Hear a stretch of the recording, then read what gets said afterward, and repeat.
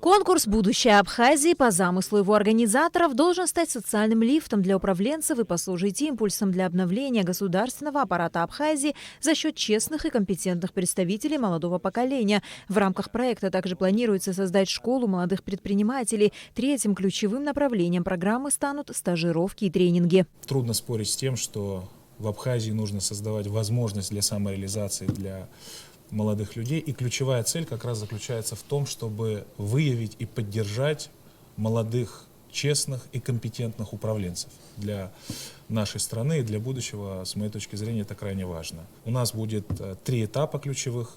Это испытания для молодежи, будет тестирование, будет собеседование, будут управленческие игры. Это как раз практика, которая существует в рамках проекта «Лидеры России».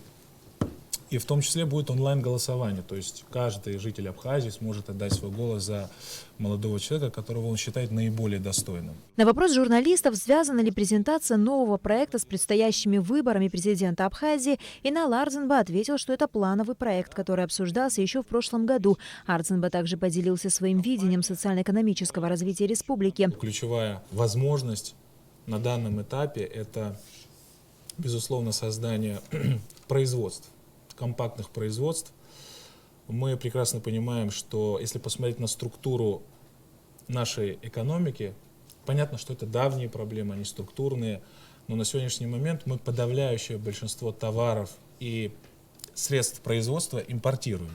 И можно с уверенностью сказать, что пока не удалось создать свою внутреннюю производственную систему.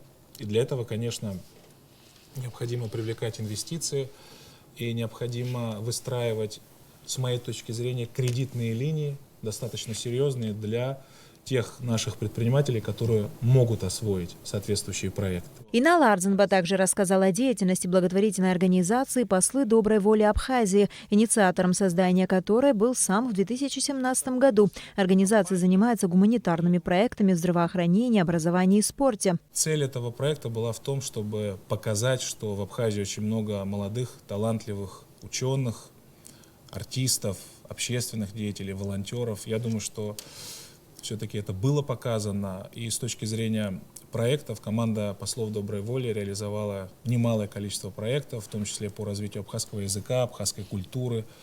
Был запущен русско-абхазский словарь для смартфонов, абхазская клавиатура, выпущены клипы, книги на абхазском языке, проведены социальные мероприятия. И в том числе, кстати, акции, направленные на продвижение Абхазии на международной арене в России.